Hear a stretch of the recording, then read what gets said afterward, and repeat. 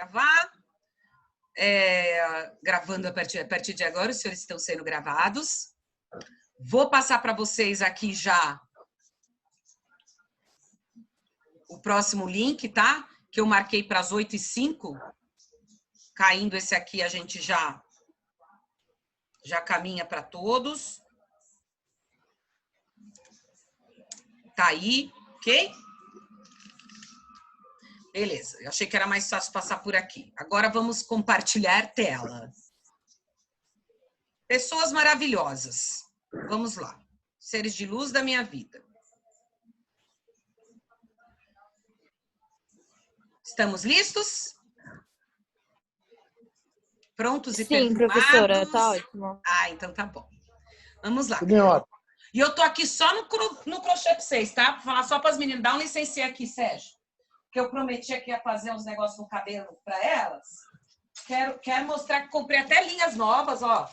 Azul, petróleo, tá, gente? Comprei essa aqui também, ó. Essa cor bem bonita. Aí comprei essa aqui que é goiaba. Estou aqui na manufatura, tá? Fiquem tranquilas que entregarei assim que possível para todas as senhoritas. Ai, meu Deus. Se o senhor quiser, faça uma para o senhor também, tá? Não vamos ter esse tipo de discriminação. Eu faço para o meu senhor, porque o cabelo dele é grande, ele gosta, tá? Então, eu posso fazer para você também. Sem problema. Não, professora, o meu tá acabando, o meu tá fugindo. Então, senhores, vamos recordar um pouquinho do que a gente conversou semana passada? E aí a gente segue na sequência. Porque macroeconomia, particularmente na atualidade, é um assunto que a gente tá vivendo no bolso, né? Porque a gente está o tempo inteiro aí recebendo uma série de provocações da TV, dos jornais e até mesmo dos colegas, né, e das empresas a respeito de como vai ficar a economia depois que tudo isso acabar. Porque durante a gente já sabe que é crise na certa. Por que a gente fica muito colocando e esperando que o governo faça alguma coisa? Porque o ambiente de negócios, né? O ambiente de negócios, o ambiente macroeconômico, é um ambiente onde a única figura que pode atuar criando política, ferramenta, instrumentos, que são como a gente nomina, né? As atividades econômicas, o único que pode fazer isso é o governo. Não tem como a iniciativa privada, por exemplo, criar linhas de crédito para remunerar pessoas que estão fora do mercado de trabalho. Eu quero dizer, nesse sentido, a gente precisa de governo. Não tem como a instituição privada, por exemplo, controlar nível de emprego e desemprego. Quem controla isso é governo. Então, a gente, na semana passada, conversou sobre a questão da macroeconomia, e que dentro a macroeconomia, macro é grande, né? Grande, imenso aí.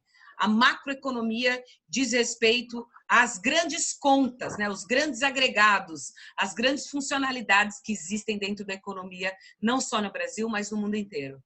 Então, é aqui que vai se determinar, né? E vai se estudar como será o comportamento, por exemplo, do produto interno bruto, né? Da renda nacional, do nível geral de preços, do emprego e do desemprego, taxa de câmbio, taxa de juros, inflação, balanço de pagamentos. Veja que tudo isso combinado, a gente pode ter um ambiente econômico favorável ao comércio exterior e aos negócios, ou a gente pode ter um ambiente econômico que seja inibidor, né, dos negócios, que traga aí uma maior dificuldade para essas orientações. Na última aula, mostrei para vocês como é que a gente faz, né, dentro de economia. Deixa eu voltar aqui na tela para conversar com vocês um pouquinho. Opa!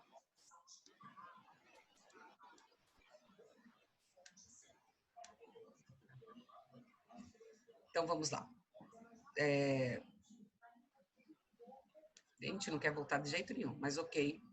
Então, quando eu falei com vocês a respeito de macroeconomia, fiz toda essa questão relacionada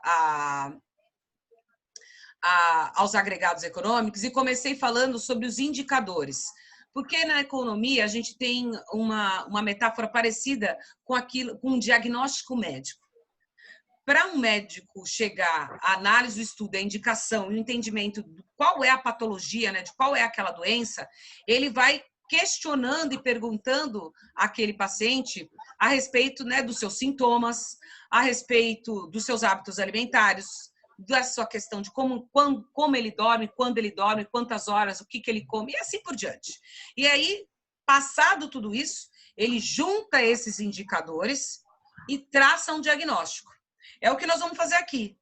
A economia nos dá indicações, ou seja, indicadores, que se positivos ou negativos, vão traduzir aí um quadro geral. Então, por exemplo, nós temos nos indicadores econômicos, né, a questão aqui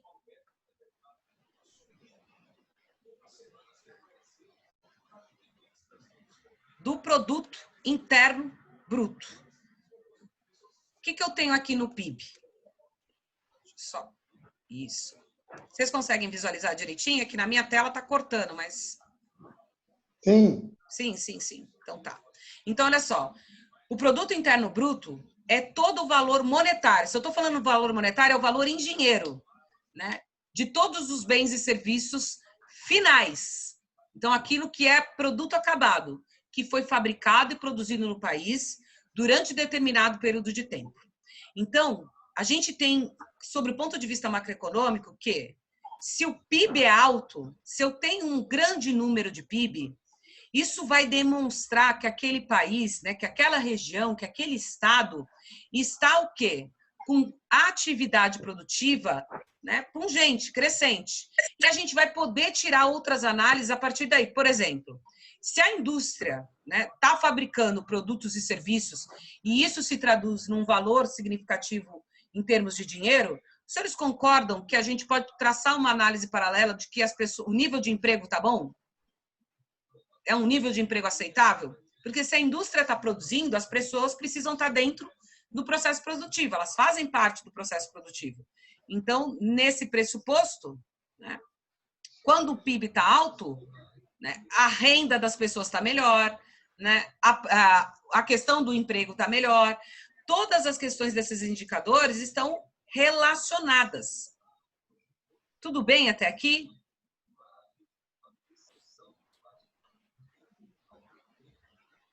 Dúvidas? Parei de compartilhar um pouquinho para saber, primeiro, se vocês entenderam o que a macroeconomia realmente cuida. Né? Não é mais sobre formar preço, encontrar preço de equilíbrio, ver estrutura de mercado, não é mais sobre a empresa, é sobre o conjunto das empresas, é sobre o conjunto das pessoas, é sobre o conjunto dos estados, dos países e assim por diante. Tá? Então, isso é a macroeconomia. Ela não se preocupa, ela não trabalha com um indivíduo, com um. Ela trabalha com grandes agregados, com grandes números, com grande volume. E um dos itens mais importantes que a gente tem no cenário macroeconômico é o PIB.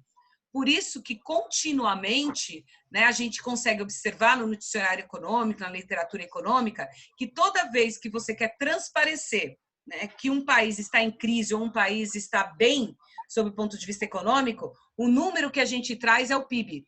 Fala, ó, o PIB do país cresceu, o PIB do país caiu. O PIB do país desse ano vai ser negativo, ou seja, a quantidade, né, de produtos e serviços, né, que a gente está fabricando esse ano é menor que a quantidade de produtos e serviços que a gente fabricou no ano anterior. Isso não é bom, né? Mas isso é resultado da crise que a gente está vivendo na atualidade. Dúvidas, crianças maravilhosas? Vocês ainda estão aí? Marcela, Dona Milena, Kai fica quietinha, mas ela sempre fala aqui no chat comigo. Tá aqui? Tudo ok? Perfeito. João? Então tá. Beleza. Vocês são meus termômetros, eu vou chamando uns nomes aí, que vocês são meus indicadores do macro, da macroeconomia. Beleza. Então tá. Então o PIB tem essa importância e tem essa inter-relação. Vamos seguir para o próximo, relembrando o próximo agregado que a gente estava conversando. Esse aqui. Vamos então, senhores e senhoras, à inflação. Então, a inflação é essa situação aonde existe um aumento generalizado dos preços. Então, não é o aumento só da carne, o aumento só do combustível. É o aumento da carne, do combustível, das mensalidades, do aluguel, né? Tudo sobe de preço, perdão? Tudo sobe de preço. Quando a gente fala de inflação, se a gente está falando que a inflação é sobre o aumento generalizado dos preços, para analisar preço, se o preço está alto, se o preço está baixo, o que a gente mede? A inflação. Inflação alta significa preços altos. Inflação está baixa, está negativa, os preços estão baixos. A inflação é esse ajuste. Então, eu fui no supermercado hoje, né, em homenagem a Kai e a Fernanda, eu mesma, nós fomos no supermercado hoje, né, para comprar aquela Heineken para mais tarde, e a Heineken está R$ 3,75, né? Está aí R$ 3,75 o quê? R$ 3,75 o preço, né? O valor da cerveja. Quanto era antes da pandemia? R$ 3,15, R$ 3,20. Então, de R$ 3,20 para R$ 3,75, houve uma subida de preço. Essa diferença é o que a gente chama de inflação, tá? Então, a inflação é justamente essa questão. Estela, prof, olha só, pois é. Mas vocês notaram, né, que as bebidas aumentaram. Né? Aumentaram de uma forma geral. Esse aumento é justamente a inflação. Olha, tá vendo? Pois é sensível o aumento de preço, principalmente nas bebidas. Não sei por que, devia ficar barato, né? Mas está mais caro. Na sequência, senhores e senhoras, vamos então... Opa, foi tudo de uma vez. A taxa de desemprego. Olha que quando eu coloco nessa ordem, então eu coloco do PIB, o maior dos caras. Aí eu sigo para falar de inflação. Né? Inflação é o quê? A correção dos preços. E aí, por fim, né, a gente tem o quê? O desemprego. Então, de novo, uma relação. Taxa de desemprego é o percentual da população que está o quê? Né? A população que está fora do mercado de trabalho. Então, são os residentes naquele país, assim como o PIB, assim como a inflação, todo indicador macroeconômico, ele é avaliado durante um determinado período de tempo. Então, a gente escuta a inflação do mês de abril, a inflação do mês de maio, o PIB para o mês de abril, o PIB no mês de maio. Então, é sempre, né, por uma unidade de tempo. Estou usando o mês, mas às vezes é na semana, às vezes, né, é no biênio, no triênio e assim por diante, tá? Daqui a pouco, a gente tem 5 minutinhos mais ou menos ainda nesse Zoom, vai cair e a gente continua no outro, tá? 8h05 começa o outro, na sequência. Olha só, e aí, dentro da questão da taxa de desemprego, eu também vou observar que existem o quê? Tipos de desemprego. Não bastasse o desemprego significar pessoas fora do mercado de trabalho, pessoas que economicamente estão ativas, estão fora do mercado de trabalho, nós temos também aí, né, uma tipologia de desemprego. Um desemprego do ponto de vista conjuntural, um desemprego estrutural e um desemprego friccional. Então, o conjuntural é aquele que é resultado de uma recessão na economia. A atividade econômica cai, se reduz. Então, postos de trabalho fecham e há desemprego. Na atualidade, conforme a gente falou na semana passada, a gente vive um desemprego conjuntural, da conjuntura econômica, que atinge quase todos os setores da economia. Aí a gente tem o desemprego friccional, que é aquele desemprego que, na verdade, acontece do tempo necessário que alguém leva, né, quando perde um emprego, para recuperar outro emprego, né, para ter outro emprego. E aí, por fim, você tem o desemprego estrutural, que é de uma área, de um setor. Então, em razão de algumas mudanças naquele setor específico da economia, ou seja, naquela atividade econômica, os empregos são eliminados e não são criados outros empregos no mesmo volume de produção. Quero só fazer uma distinção. Então, imagine só que está lá na pandemia, né? Não é pandemia, mas existe um período de recessão no Brasil, que é longo. Né? E aí, a Ford fala assim, ó, Brasil, vou fechar a fábrica de São Bernardo. Isto é um desemprego, pessoal, conjuntural ou estrutural? Lembre-se que foi antes da pandemia.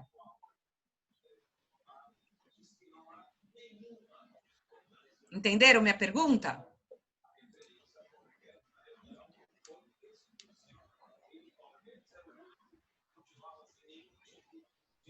Estrutural? Seria estrutural, professor? Ó, o desemprego conjuntural é aquele que atinge toda a economia, né, Sérgio? E a gente está falando que aquela empresa fechou a fábrica por razões diversas. Ela simplesmente falou: ó, eu não quero mais trabalhar, né, na América Latina, vou sair da minha atuação na América, eu vou fechar essa fábrica. Então, com certeza você acertou. É um desemprego estrutural. Há uma crise, né? Justamente aonde? Tem uma crise no setor automotivo no Brasil. Não é da pandemia, ficou pior com a pandemia. Mas a indústria brasileira automotiva não está vendendo carro há muito tempo. Muito até porque, né, pessoal, o preço do combustível é altíssimo e as pessoas sabem que não dá para ter carro sem consumir combustível. Então, em razão disso, muitas pessoas não compraram ou deixaram de comprar carro. Só isso. Fácil assim, né? Infelizmente. Outro exemplo de desemprego conjuntural, que a gente já falou, estrutural, que eu falei na aula passada, é a questão, a questão do fator tecnológico, né? Então, indústrias que antes tinham muitas pessoas nos seus processos produtivos, substituíram muitas dessas pessoas por máquinas e não vão criar outros empregos, não vão voltar atrás, elas vão continuar usando máquina. O caso dos bancos, né? O caso aí da indústria, por exemplo. Não se preocupa, Marcela, a gente só daqui a pouco, todo mundo já copiou aí?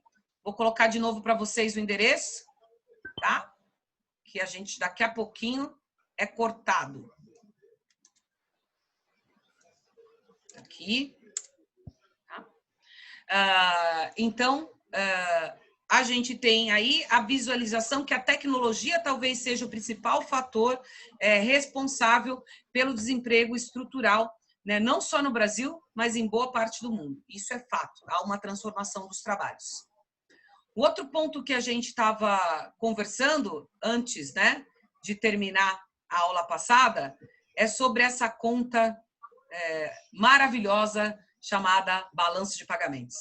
O balanço de pagamentos nós temos, todo mundo tem um balanço de pagamentos, que é aquela conta que vai fazer a comparação entre tudo que você recebe menos tudo que você gasta. A gente chama isso de receita e de despesa. O balanço de pagamentos é a conta das receitas e das despesas do país, né? Receitas e despesas do país. Então, nesse sentido, o balanço de pagamentos brasileiro, evidentemente deficitário ao longo dos últimos anos, com a conjuntura econômica atual, fica ainda mais deficitário.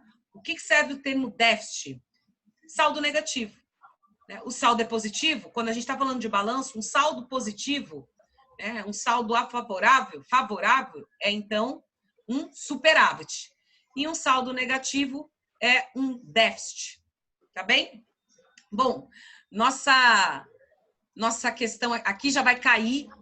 Eu tenho menos de um minuto. Eu vou precisar desses segundinhos aí. Então, toma um cafezinho, toma uma água e volta às 8h05, porque enquanto grava, vai ficar salvando a gravação, eu não consigo entrar na reunião na sequência, tá?